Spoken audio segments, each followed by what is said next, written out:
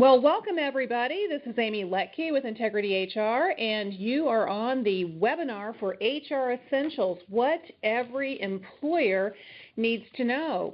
And we are so glad you're with us today. We've got a lot of great information to cover, things to think about with HR. And, you know, I looked at the attendee list, and those of you who are on the live session, I know we've got a lot of HR people who I guess they just want to get up to speed on some new things or maybe just refresh your ideas. And those of you who don't have any HR experience, which I know is a lot of you, you're going to hear about some things that you're going to need to do a little bit of work on.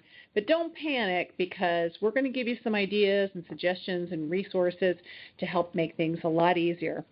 And today I'm here with Karen Hamilton. You should be able to see our pictures now. Karen is our Director of Consulting Services. Karen, you want to say hi to everybody?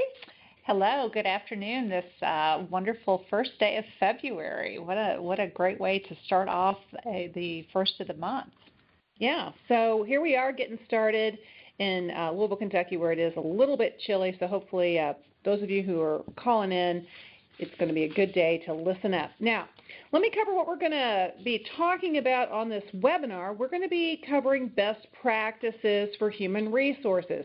We're not going to be covering everything in human resources today. That'd be another webinar or two or three. But actually, keep in mind we've got some other events coming up that will be very comprehensive. This is just some essential stuff that we think you need to know that's going to help you in planning for HR this year. We're also going to be talking about employment laws that you need to know, and then we are going to have time for questions. Now, let me explain to you how the questions are going to work. You have a chat feature on the webinar, so as you have questions, enter them into the chat. Hit send, okay, or hit enter. It'll come directly to us, and we will do our best to answer the questions as part of the presentation. Or if we can't get to it during this part of the presentation, we're going to save those questions until the end of the webinar, and we'll do our best to answer them at that point in time. So, one more time, have questions, enter them into chat, hit send, and we'll do our best to answer those. So again, welcome and thank you for being part of today's session. So, who are we? For those of you who don't know us, well, Integrity HR was started 10 years ago. Woohoo! In Louisville, Kentucky. We have offices here and in New Albany, and our job is to provide excellence in human resources services for our clients and friends, and also education that we want to be helpful in our community. So those of you who are participating today, it is free of charge, and we're doing this as our service to be able to be a resource to HR professionals and business professionals here in our region. Remember, we do specialize in outsourcing and consulting. If you need any help in some of these areas you see on your screen, please give us a call. We really appreciate your business and the opportunity to be of service to you, and we thank you for thinking of Integrity HR when you have a need. So, enough of the commercial. Let's go to the next slide, Karen. We're going to get started focusing on best practices, and we've got quite a few of them, so I need to get off the air right now and turn it over to Karen Hamilton, who's going to talk about best practices, number one, employee handbooks. Karen, what do you have to say? Right. Okay, thanks, Amy. I think one of the things that everybody wonders about today is, you know, what do I need to be worried about with my handbook? And really one of the biggest mistakes is a lot of people don't actually have handbooks, or if they have a handbook, it doesn't really reflect the culture of their organization.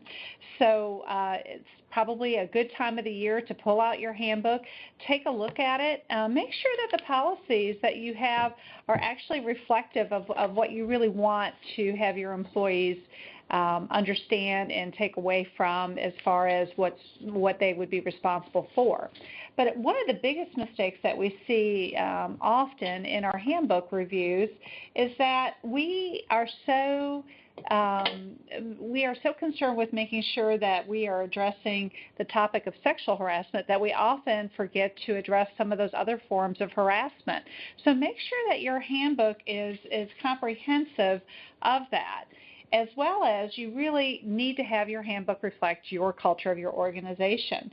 Remember that your handbook is going to be used either to help your employees understand what's expected of them, and unfortunately, if they do leave your organization, your handbook is also going to be part of any type of potential litigation against you.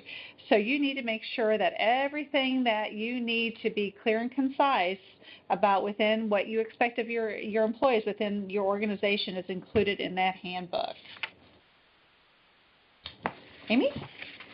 Great. Okay, so we've got the things that you need to have in there, your intro, your mission, vision, values. Again, your handbook should be something that you're talking about to really have the theme of your organization. It's something you use for orientation, right? You should.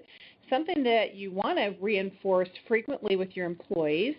It's there to protect you as a business leader and protect your people. So think about when you're looking at your policies, what are the things that are going to come back and bite you potentially if you don't write it properly? So my request to everyone on today's webinar is to please look at that handbook.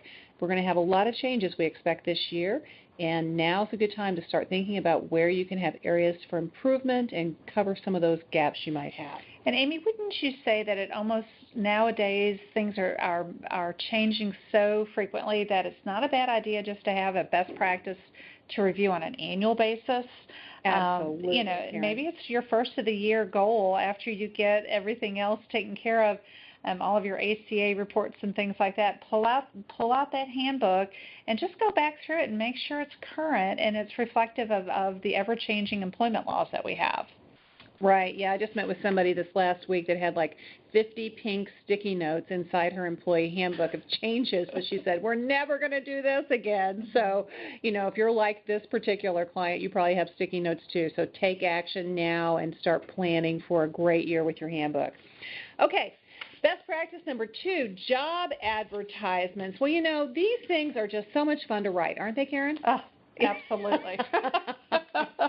Well, and I tell you what, I prefer to see some really fun job ads, and I've seen some really creative things lately. So as a best practice, what my message and recommendation to those of you who are listening today is what has been effective for you on your job ads and what has not been effective. We're seeing some pretty cool stuff in job ads right now where people are actually putting videos in their job ads and having an interactive opportunity for people to apply online. Now, you've got to have some cool technology to be able to do that, and don't freak out. If you don't have a really easy-to-use applicant tracking solution that ties seamlessly into your website, let Karen or myself know. We've got a very affordable solution that'll let you actually put videos in your job ads. It'll actually let you showcase your company in a very creative way. And when we're competing for talent in this market today, we want to showcase what it's like to work in our organizations and create that culture. It's not just the things you see on this slide. It's not just the specific duties, the required qualifications, and the EEO reference, because we all want to make sure that people know that we're not going to be discriminating against the applicants who apply for the positions, because that'll get us into trouble with the EEOC potentially and other organizations ad nauseum.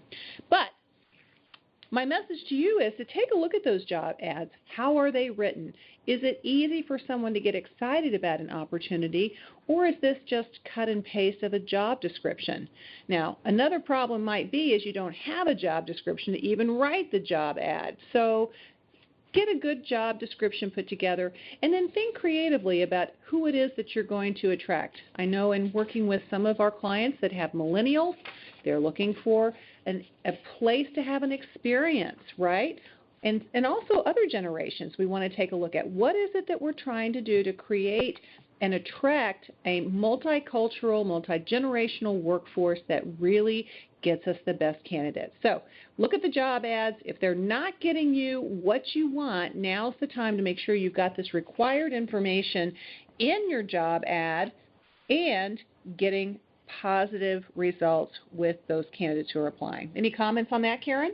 No, and I would say that really before you actually write your job advertisement, it's not bad to role play as if you were the applicant and go out there and look for jobs and say, gosh, what attracts me to this company? And see if you can take some of those lessons that you've learned and add that into your job advertisement to be much more attractive to candidates. Great idea. And also, you might even think about when you've got a new candidate who comes on board, as part of your onboarding and orientation process after a period of time, maybe your introductory period, is going back to them and saying to them what made it attractive to you to apply, and getting some feedback from those folks as well. So great. Good feedback, Karen. Let's move on to best practice number 3, recruiting and interviewing. You're on. All right. Well, I think personally, just from experience, one of the biggest mistakes that we start off with is not actually having that really well-written job description. So it makes it hard to recruit. And then I see this, and I have heard stories, and actually know of some of the stuff is when we fly by the seat of our pants in an interview and we're not organized and we don't know what types of questions we really should be asking. And often companies, in their effort to be more inclusive and have a panel type interview, they are really bringing in people from all parts of maybe the organization. Well, those people actually might not know the do's and don'ts or what you can say and what you can't say in an interview.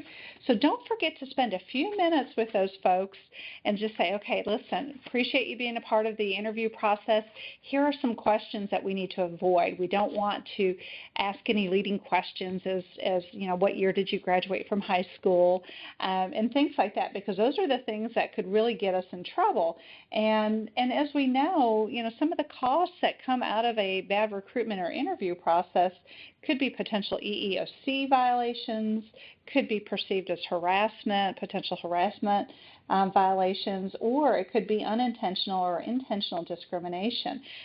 We tend to, as human beings, form an opinion pretty quickly as part of the interview process. So we really need to guard against that and really try to make sure that we have very focused interview questions that are on the behaviors of that particular job, the skills that are necessary. Ask open-ended questions so that applicant has an opportunity to go into detail and be able to tell you about their experience and why they're the most qualified candidate.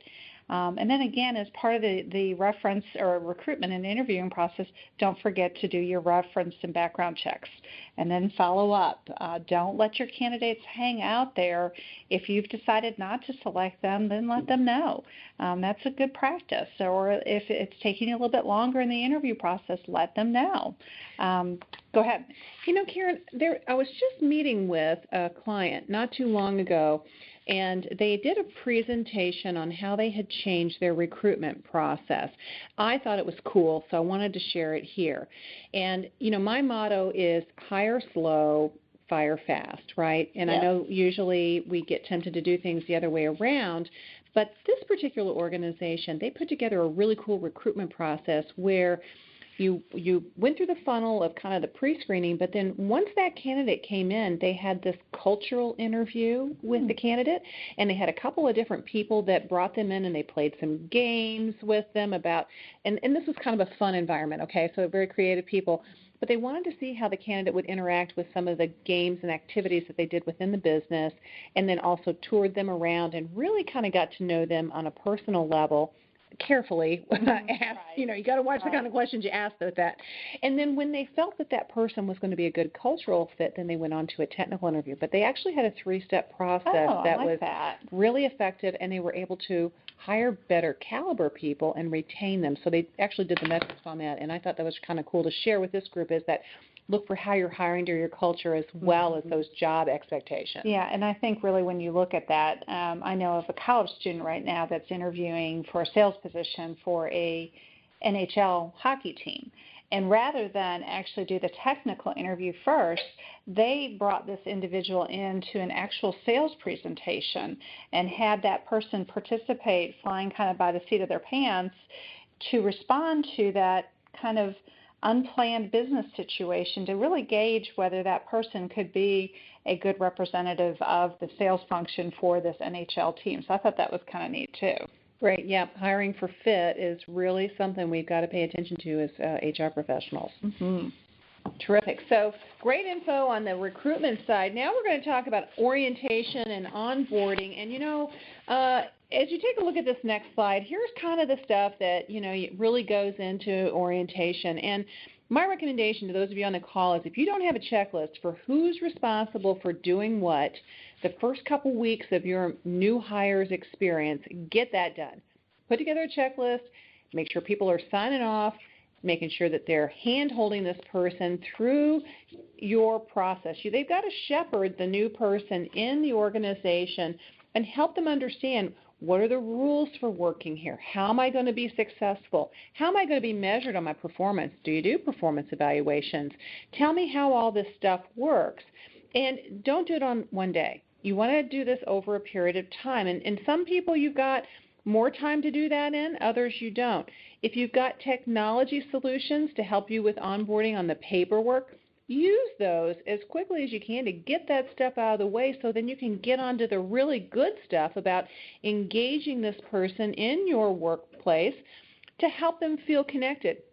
One of the things that's not on this slide that I think is absolutely imperative, we've seen this study after study after study, is that new employees do much better and they stay longer when they have a friend at work. So I think whether it's a buddy, a friend, or a connection to your culture, your mission, find a way to get them connected very quickly so that they feel like they're part of your organization, they're part of your mission, and can be more successful. So again, the last point on this slide is probably something that we fail to do, and that is to tell people what the unwritten rules are for being successful within an organization.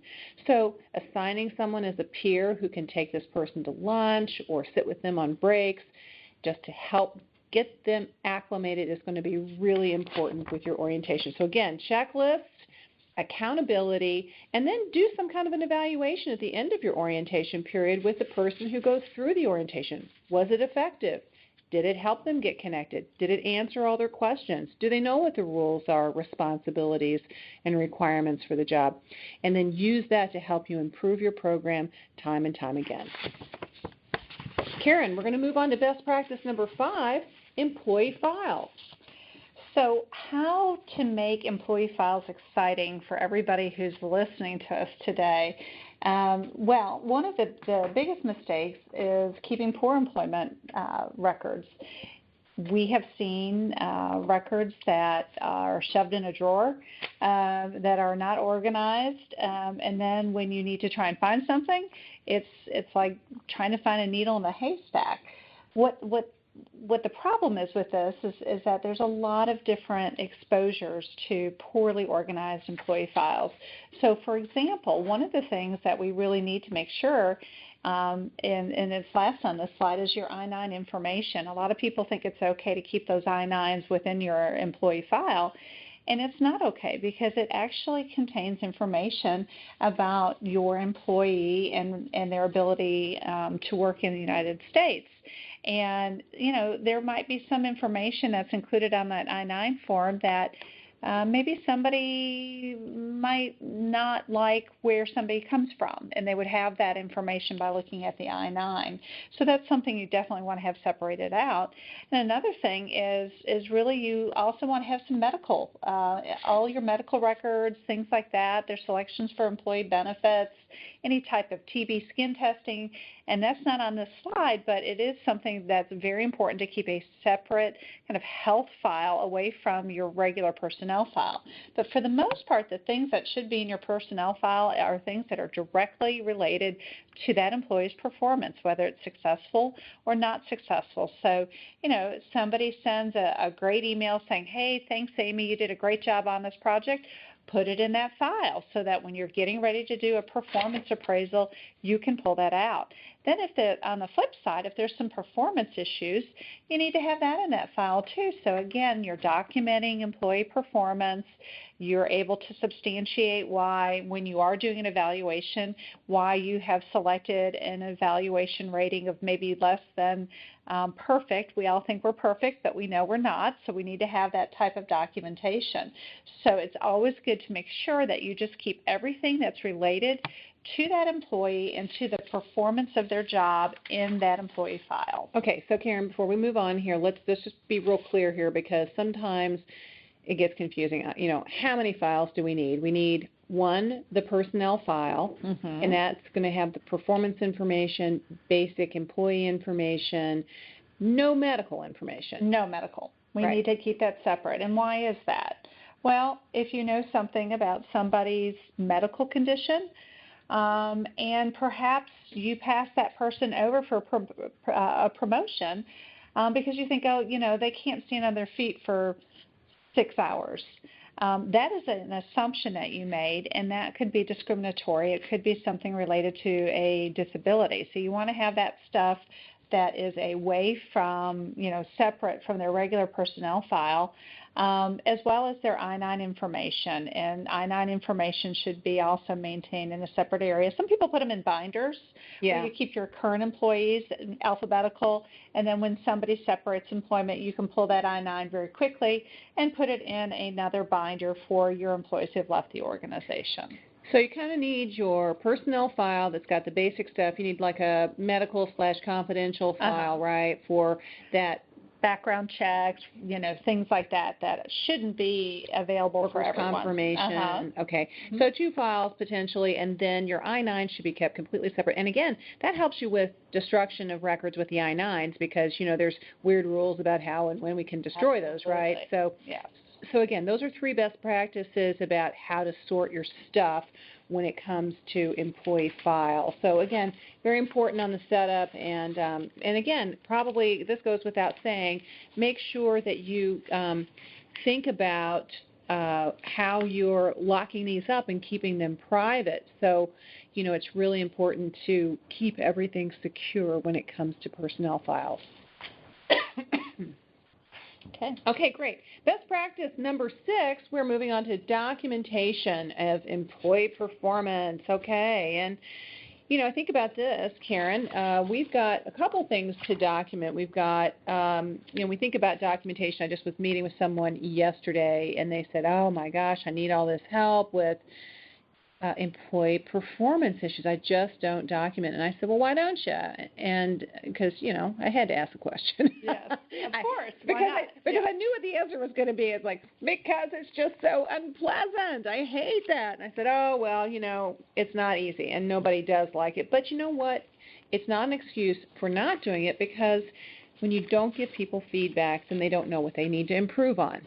And even if you don't think they can improve, as a best practice, you need to document that, because ultimately, if you need to exit that person, you should have some rationale, and it should not be a surprise. Right, Karen? Right. So the big issue is, with documentation is we fail to address and document it. And then, of course, when we don't do that, then you get, the people who say, well, I didn't know I was a problem, and then leads to stuff that, our lawyer friends talk about, like wrongful termination charges and, oh gosh, a whole host of other problems. Right, Karen? Right. So when we think about this next slide is how we document. Karen, you want to talk a little bit about how we should do that? What's the best practice? Sure. Well, and we've had quite a few people say, is there a special form? Is there a document? What's the best practice? And really, when we look at documenting employee performance, we want to really make sure that we're documenting the facts, that we stay objective. In fact, I was in a meeting this morning, and somebody said, hey, listen, when you tell me about a situation and you say this person was very angry, that is your perception, and when I follow up with that person, I'm expecting them to be angry. But if we remain objective and say, here's what happened, and we remove the emotion out of it, because a lot of times we're putting our perceived emotion into a document that it's already setting that document up or that person for failure. So we really need to make sure that we document the facts, that we remain objective. We talk about the solution and the action. We need to be able to, when we're documenting employee performance and when we're sitting down, we need to say, okay, here, I've seen this. This is not acceptable. Here's what we're going to do about it, and here's what I need you to do. The employee needs to own their own part in improving their performance. So if it's very clear and you say, within 30 days, I need you to do X, Y, Z, and we will be following up on day 31, and we'll be looking at your progress, then you're documenting the progress that's been made, and you need to be very, very specific in your documentation. And again, if employees want to do a good job, they want to know what's expected of them. And when they're not doing something up to the expectation, it's our job to make sure that they understand what they need to do to perform up to your expectations so that they're successful. Because it's a lot easier to retain employees rather than keep terminating employees and having to go through the recruitment process and all of the expenses associated with that. Yeah, and you know what, Karen, this really starts with the job description too. So just keep in mind that when you are writing a position description and then you're going through the interview process, give the job description to the applicant. I cannot tell you how many times I talk to people and, about performance expectations. I said, well, when did you share the job description? Well, I don't know. I assume the supervisor shared that. Well, and then it's kind of like nobody seems to know who did what when. I mean, let's start it with the recruiting process. And writing a job description is not easy. And, it does take, some work to identify what the scope of the job is and all the critical functions and the, the ADA stuff that goes into that job description. But it's important because then you're establishing performance expectations with that. And then when people fail to meet a performance expectation, you've got something to go back to. Right. So don't diminish the importance of that document. And there's so many times I talk to people about job descriptions and they go, I don't know. But yes, it's important. So let's move on to practice number 7, employee retention. So biggest mistake number 1 in employee retention is having favorites in the workplace. And I know none of us are like that. Never. Never. But it does happen. And what happens is that employees very quickly can see who is the favorite, who's the person who gets to do anything that they want, who's the person where the rules don't apply to them. Some companies might not have a dress down Friday, but that one person gets to wear jeans and everybody's okay with it. Why is that? So we need to really watch that. And really the reason we do that is when we start playing favorites, we're going to lose people, but we also are opening ourselves up to potential dollar signs from the EEOC for some type of litigation. It also creates blind spots. We keep thinking about our favorite people, and we start talking about those. And think about how many times you're in a meeting and somebody has something positive to say about their favorite, but then somebody else starts talking about that one person in the office or the one person in the department that's not doing so great. And everybody jumps on the band. Oh, yeah, I saw her leaving late or early the other day, and she wasn't doing her job. And all of a sudden, it's this gang kind of bullying behavior. So really be careful about that. And the biggest mistake number 2 is withholding praise and constructive feedback. So one of the things that I've really have seen, and I have taught some classes on this, is what happens with, and we'll call them high, middle, and low performers. What happens is our high performers, the people we want to keep, the people we want to retain, often don't get enough attention because we take them for granted. They're our high performer. We don't have to worry about sitting down with them after 30 or 60, 90 days. They got it. They're good to go. But we focus all of our attention on kind of those middle or low performers. And low performers will take the majority of our time because they're the ones that we have to constantly follow up with. They're the ones that we have to make sure that they're doing what we ask them to do. But what happens is you lose your high performers because they don't think they matter. So you really have to be careful about making sure that you don't withhold praise and real positive feedback to your high performers. And then don't be afraid to also give the constructive feedback to people who need it. You're going to retain your employees. Your people are going to feel much, much better about their workplace. And then another best practice, and something that I can't speak too much about, are our surveys, employee engagement surveys. They are a great resource, a great tool for us in organizations to really take a look at what is kind of the pulse of the employees. What are they feeling? What are things that they really like? And what are some of those things that they want maybe some changes, but they're afraid to speak out. So don't be afraid to do your surveys. And employee recognition programs, don't forget those. Gift cards, thank you cards. When I started Integrity HR, I got a card in the mail before I even started welcoming me to the team. That was so impressive. I thought, wow, this is really super cool. And then I got a card after my first 30 days. I have to tell you, that really resonated with me, and I really feel like I'm a part of the team. So don't forget to do things like that. A simple card can go a long way with your employee retention. Now let me talk just a second here about surveys too. Keep in mind that if you're going to be conducting an employee opinion survey or an engagement survey, be wary if you don't give anybody any feedback about what happened, what the results were, how often you think people are going to give you feedback again. So make sure that if you haven't done these surveys before, that you have a really good plan on how you're going to give feedback back to the people who gave you the information to begin with, because they do have an expectation that if I share this with you, you're going to tell me what you're going to do to fix some of the problems or continue the good things that I like. So I've worked with a number of organizations over the years, and this is the pitfall. Sometimes when scores aren't as good as the executives want, they don't want to share the feedback, or they don't want to share an action plan. So be mindful as a savvy professional. If you're going to do a survey, you've got to figure out a way to give some feedback to people, because they probably won't share with you again if you don't. All right. Moving right along, Karen. Best practice number 8, employee evaluation meetings. Wow, okay, these are always the fun things to do, right?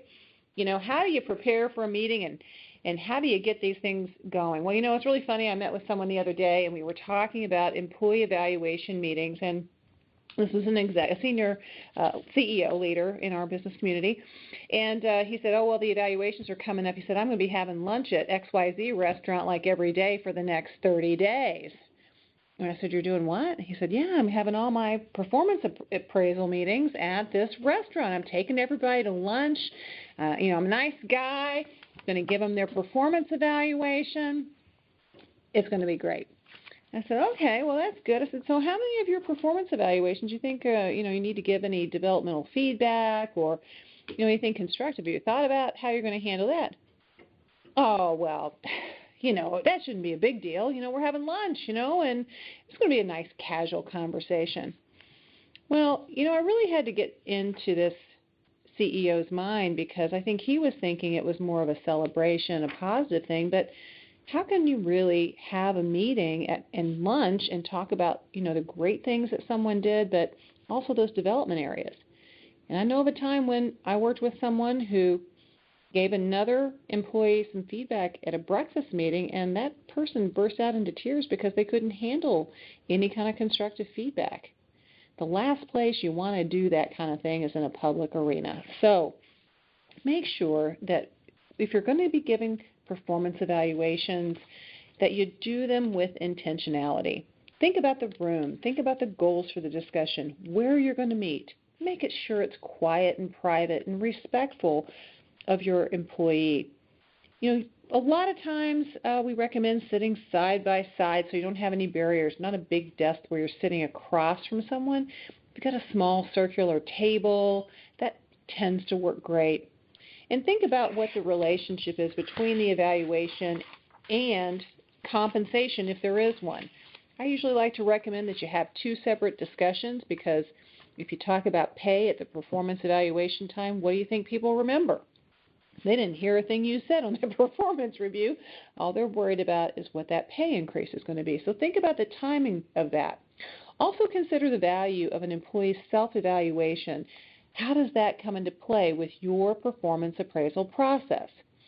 Set some goals. Do you use goal setting as part of your process or not? And then think about what your plans are for the next evaluation period. then close the meeting and be sure that you follow up to get those goals, to get the plans for the future, and to make sure that you've got a good plan for that employee to move forward with a good, positive performance opportunity for the next review period. Karen, any comments on that? No, I think you've covered it all. And I think I totally agree. Keeping it kind of in a neutral setting or in an office is much, much better than breakfast or lunch, because some people really struggle with evaluations, either giving them or receiving. So we need to be aware of that. All right, here's our best practice number 9, when you have to exit somebody. Karen, you got the duty on this one. Yeah, I was wondering why I got this one. I'm not really sure. But one of the biggest mistakes, and I'll repeat this because you said it earlier, Amy, is hiring too fast and firing too slow. Sometimes people just get into that situation where I just need to have somebody, I can't handle this workload. There's all sorts of stress going on at the organization because we're understaffed, so let me go ahead and hire somebody. But really what happens is when you make a wrong hire, you inevitably are going to have to separate that person out. And there's a lot of stress that is around that. And then there's a lot of organization stress, too. People are like, oh, my gosh, why did they bring that person in? Who was thinking? Who was part of that hiring decision? So it's always interesting to kind of step back and say, is the cost of hiring somebody, do I need to have that person right now, or do I need to plan and make sure I have somebody much more long term? Because turnover is going to be obviously one of those biggest business expenses that you have. But if you do get to the point where you do need to separate somebody out, I like to think that termination should not surprise the employee. They really should, if we've been doing our job and documenting performance, having those conversations, redirecting when something is going wrong, it should not surprise the employee. But when you do have to separate somebody, you also need to make sure that you know when you don't feel so confident about it. And what I like to do, and I've got kind of a great best top 10 tips for separation. But if it's something that you're not used to doing, it's not something hopefully you do every single day, go ahead and plan ahead. Do some talking points, because having kind of the facts surrounding the termination in front of you helps you stick to your conversation. Statistics show that a separation or a termination conversation the optimal time is between 5 and 15 minutes, and that is it. It should not be an open dialogue for the employee to debate the decision. That hopefully you might have a grievance procedure or something like that where somebody could submit something in writing. But it's really, you've got your facts, you've got all of your information in front of you. You're going to be prepared. You're going to pre-plan. You're going to select the location. You're not going to say, oh, hey, let's do it out in the hallway in front of all your coworkers. You may choose to use a time of the day when there's less people around. A lot of people, for whatever reason, Fridays always seem to be best. I don't have an opinion about whether Fridays are best or not. I get a little squeamish when we separate people around holidays. It's just a bad time. People are emotional anyways, and there's lots of things that are going on around holidays. So plan your separation out for an optimal time and a location. And then also plan for what are those next steps. If there's some details that the employee needs to know, such as what to do about their benefits, what about COBRA, what about some of the other things that they have. Sometimes it's nice to have a letter that summarizes that, because separations are very emotional, and people aren't going to listen to all the details that they need to listen to, and it helps them to have a piece of paper that either, if you're offering outplacement, here's your outplacement, here's your COBRA. It's something that they can take home with them and help them regroup their thoughts, because you really want to make the separation as painless as possible. Yeah, both on you yes. as a leader as well as that exiting person. I know that can be really challenging, and exits are hard. Exits are very hard, and so making sure we really have a good plan and also a good checklist. Because when somebody leaves, it's really easy to let something slip through the cracks, like turning off email access. Did you get credit cards, keys, equipment, passwords, stuff that you just don't expect. So make sure you get a checklist to get stuff back, and make sure it's pretty comprehensive. Karen, thank you for that. All right, best practice number 10 is compensation. Well, yes, compensation is important because everybody wants to be paid, right, for their work. And some people want to be paid more than others, but regardless, it's a challenge managing compensation in our workplace. So a couple things we have heard about, particularly last year with the FLSA proposed regulation changes that we thought were going into effect, and then whoops, we're on the brakes. Probably the big thing that you got to watch out for is making everybody salaried. I think we learned the lesson with that. You really have to have jobs classified as exempt or non-exempt. Again, classic reason for job descriptions, right?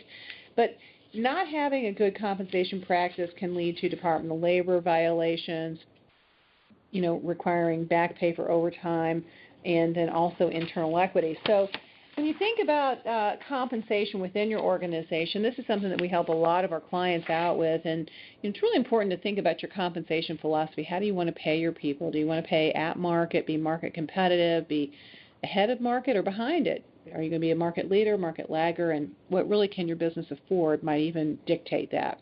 And then think about those exemption issues. Who is eligible for overtime and who's not. And really, that is a big deal. If you didn't go through that exercise back in, fourth quarter last year, it is something that's important, because if you don't have people classified properly, it does leave you open for having a disgruntled employee leave and go call up the Department of Labor, Kentucky Labor Cabinet, or whoever, and say, hey, I didn't get my overtime, I'm deserving of it.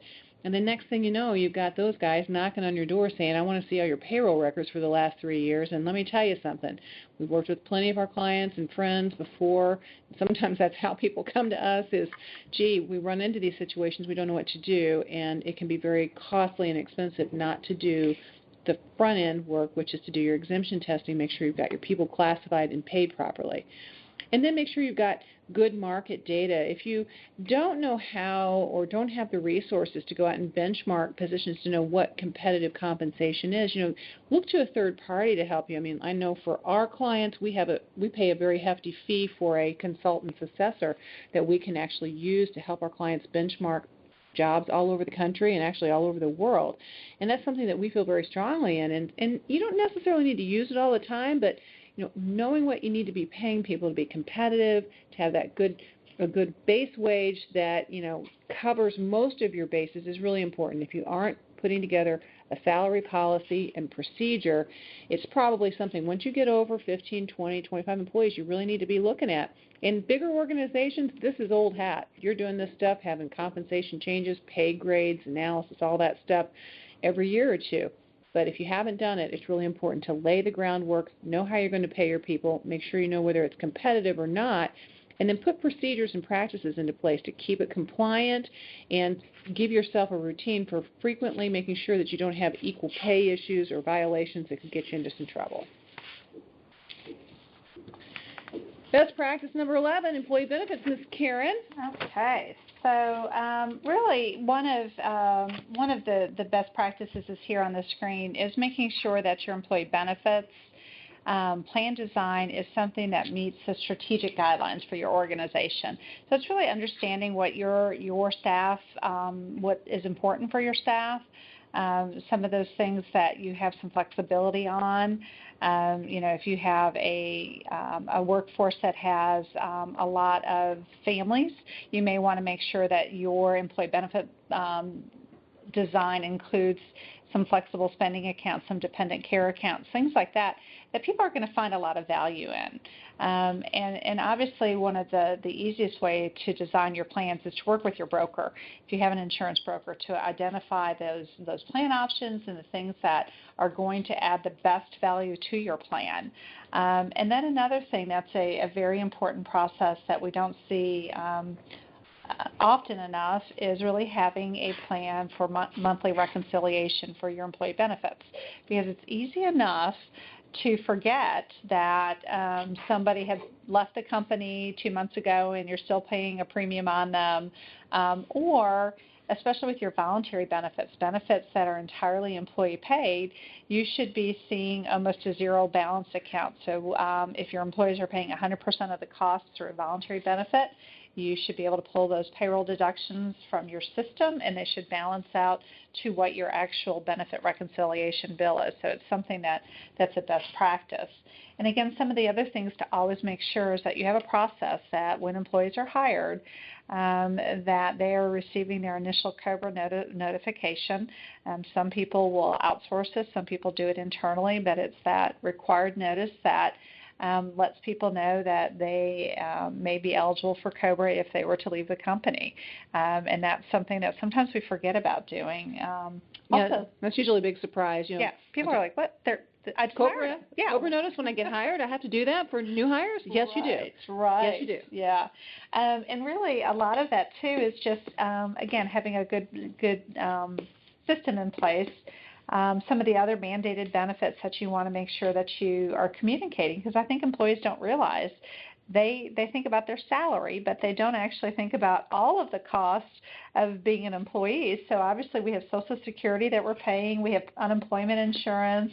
We're also paying some type of premium on workers' comp.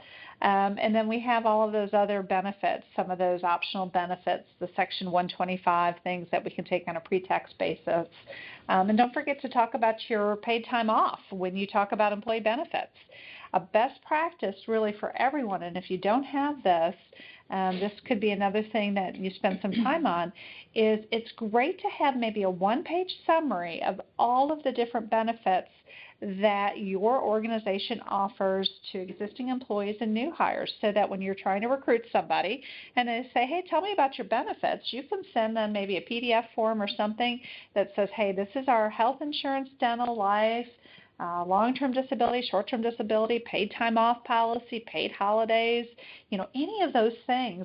It's great to have all in a summary sheet, and that's a great reference tool, and especially really very impressive when you're trying to recruit somebody. No, Karen, that's a great point. And one other quick item I'm going to mention is I just was meeting with someone else, just last month. You have a lot of meetings, don't you? Yeah, take a look at my calendar. I know. Yeah. Got to keep busy. But, it's interesting, talking about surveys, benefit surveys is important. Mm-hmm. This particular person I met with was concerned because they were losing employees, and it was a very competitive wage environment. And what was interesting is they had a very rich employee benefits package with some of the things you had talked about in just a moment ago. They did a survey with their employees, and what they found out was the actual hourly wage was so much more important, and some of the benefits that they were offering just were not valued. So the company did a switch. They increased the wages for the employees so that the W-2 earnings were much higher, and shifted that cost of benefits around so that it was much more affordable for the company. The employers were happier. It was making a positive impact on their turnover. And the things that the employees didn't value, they weren't spending money on. Right. So it really is important to understand what your employees want and need, and that might be a big item to help save you some money when you're putting your plans together. All right, moving along. Employee best practices, number 12. HR best practice, number 12. Everything best practice, number 12, is having great safety policies. Right, Karen? That's right. So today is February 1st. I'm hoping for those that must comply with our OSHA laws, that we actually have posted all of our OSHA logs up on the wall, and we're going to keep them from February 1st through April 30th. Not everybody has to do this. There are some exclusions, some industries that are excluded, but that's best practice. So we should make sure we have that. But also, really, what OSHA is looking for right now, and Amy, I know you've read a lot on this, is OSHA is really looking for employers to take a very affirmative stance towards protecting employees in the workplace. And what does that really mean? Well, that means making sure that you have training programs in place. There's a lot of required training now that OSHA requires for us. So for some industries have specific training, such as bloodborne pathogens, lockout, tagout, forklift safety, needle stick, that type of stuff. So really one of your best practices is making sure that you are you've got a good training program in place, and that you're also taking very proactive steps to keep your employees safe. Again, all of these things would lead, if we don't have a safe environment, or even if we do have a safe environment, sometimes those accidents happen. So making sure that your employees understand how workers' compensation works. How do they do a first report of injury? What's that time frame that you're going to require your employee to report an injury? Because we want to make sure that we're reporting injuries so it's covered by our workers' compensation carrier. So again, what are those steps? And then do you do any type of investigation afterwards? Are there things that you as an organization could have done to prevent that injury or that illness? So really kind of taking a look at the work environment. It could be a rug that needed to be taped down. It could be a slippery floor and we didn't have a sign that, warned people. It could be just even looking at a better way to do things. And we might have some equipment that, maybe a little outdated. Maybe it's time to get something in. So really just taking a look at what we can do to create a very safe environment for our employees. Great. Thanks, Karen. Now, our next best practice is number 13, Lucky 13, privacy in the workplace. And, let me just talk about privacy. It's really interesting today, when we've got social media, so much is out on Facebook, Twitter, Instagram, Snapchat.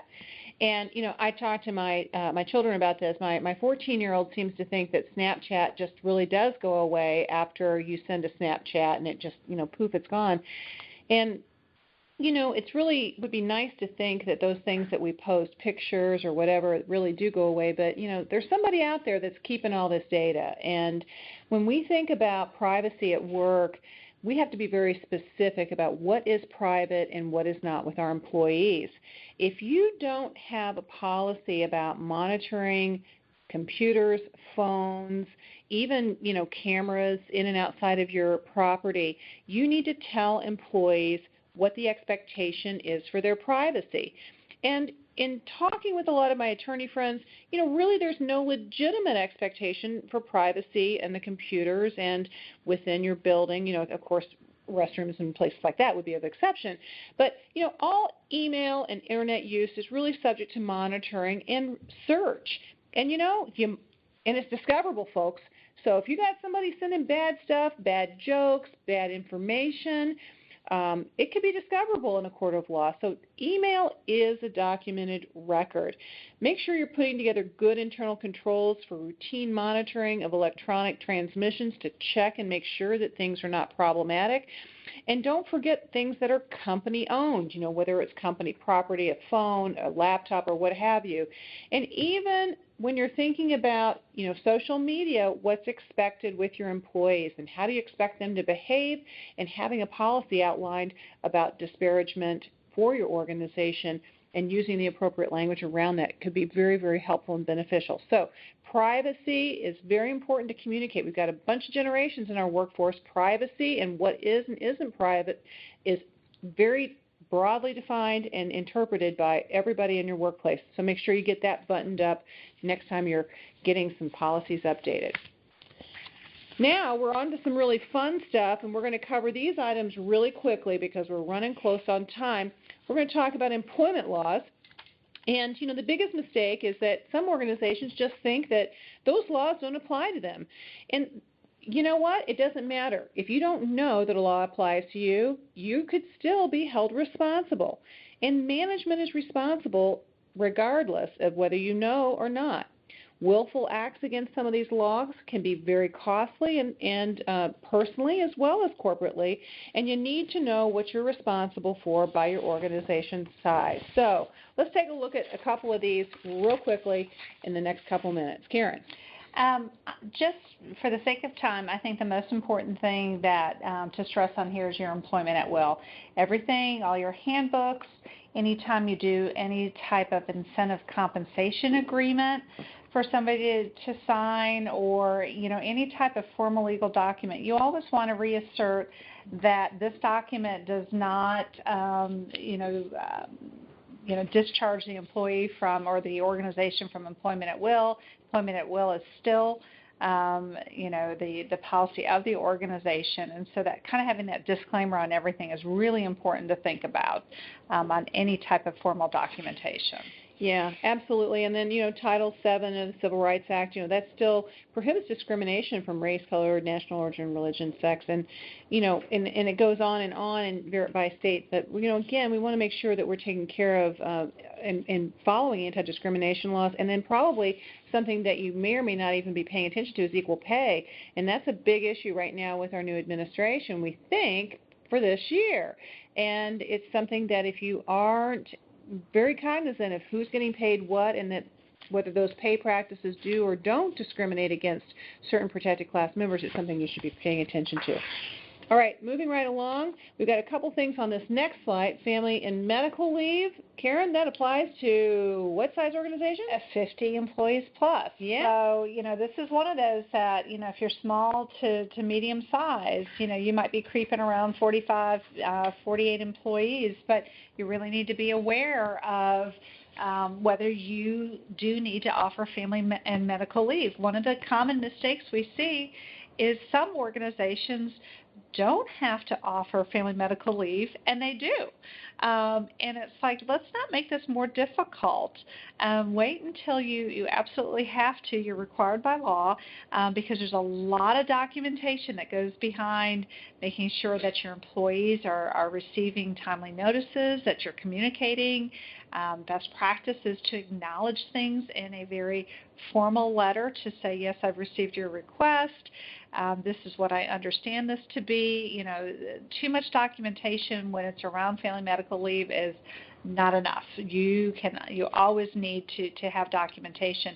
And that really kind of goes, we've talked about HIPAA previously, but that also kind of goes in with Americans with Disability Act, and that is really an act that prohibits discrimination in terms of conditions of employment against individuals with disabilities, with or without reasonable accommodation. So you really need to have an active dialogue and be able to document that dialogue with employees when they do need or when they are requesting reasonable accommodation to perform essential functions of their job. You need to really understand what that means and what you can and cannot do from an organizational perspective. Absolutely. Make sure you've got that stuff on the job description, too. It's really important. Next, we've got the Age Discrimination and Employment Act. Believe it or not, still people over 40 are protected because apparently people over 40 are old according to this law. Right, and we need protection. Gosh, definitely. Anyway, you want to make sure that prohibits age discrimination, and that is a huge impact on separation agreements. So make sure that any kind of legal documents you're preparing run them by your legal counsel. You want to make sure you get good approval on that. And then the Pregnancy and Discrimination Act, this is a law that's been out there for a long, long time, but, it requires employers to treat pregnancy just like any other medical condition with regard to benefits and leave policies. So remember, for a small employer, if you don't have FMLA, you don't have any leave policies, you do still have to abide by this particular requirement. And then, of course, Immigration Reform and Control Act that prohibits hiring of illegal aliens. That's our whole I-9 process. It requires that verification and record keeping of work-authorized documents. Karen, we got a question real quick online about where do we keep pictures of driver's license. If we're going to take a photocopy of a driver's license, which file does that go in? A lot of times people put it in that I-9 folder, but if we're going to be keeping driving records for our employees, where's the best place to put that? So if we have an organization that requires the driving records, what I have done in the past is kept that still in a confidential file because that's traditionally where your background checks are. And some of those other really important information. So, again, I think a photo ID along with those driver's license should be in that confidential file, not in the general personnel file. Perfect. Thanks, Karen. Okay, and then kind of our last slide here, or close to the last slide here on employment laws. Make sure that, pretty much every employer has to provide workers' compensation for any work-related injuries. And then, as Karen mentioned, OSHA applies to pretty much everybody. There are some exempt organizations. Make sure that your organization is on the exempt list if you did not post your February 1st notice today. And unemployment insurance, you have to offer that. And that's really benefits that help temporarily unemployed workers have some compensation if they lose their job by no fault on their own. And then now our last slide on important employment laws. we've got the Fair Labor Standards Act, Karen, right? Yes, Fair Labor Standards Act, that's what classifies our employees. We had a lot of focus on that this past year, whether people should be exempt or non-exempt. There are some categories that we won't go into great detail about, but again, that is the law that governs those classifications. There's also a law against retaliation, so if somebody exercises a prohibited activity, you cannot retaliate against them. And last, the last one is protects our military folks, those that are in active duty, those are in guard duty, from discrimination in employment. Okay, folks, so message here is don't fall prey to the mistakes. Be careful about making salaried employees automatically exempt from overtime. No, and if you're not paying overtime that, hasn't been approved, you still, you got to be really careful about that kind of stuff because that can get you into some big trouble. Make sure you've got disciplinary policies associated with that. You got to be careful about giving FMLA if it's not required. And if you don't have good policies, like a good, solid employee handbook, now's the time to take care of that kind of stuff. You also want to make sure that you've got documentation before you terminate somebody, or you terminate their employment, I should say. And get your recruitment process up to date. We gave you some ideas about that today. Focus on your employment law matters. Get your managers and supervisors trained. It's just absolutely critical to make sure that they can support the organization with what's required. Get your insurance straightened out. If you haven't had an insurance review to mitigate your risks, check that out. And then know what rules apply to you. If you don't know, now's a good time to start working on that, do the research. So, don't flip out. We just covered a whole bunch of stuff today, and tomorrow, guess what? It's Groundhog Day. We've recorded this webinar so you can listen to it over and over and over again, just like the movie. So, hey, we're here to help you with all your HR stuff. So right now, if you need help with any of this information, feel free to review the webinar again. If you've got questions, we're here to help you, and please put those in your chat right now. We've got about a little bit of time. We'll continue to take questions and answer those for you as we can, but we are here to be a resource to you. So please, if you need help, let us know if we can be that resource for you. Karen. Yes. So we got a few moments for questions. What do we have out here, Elizabeth?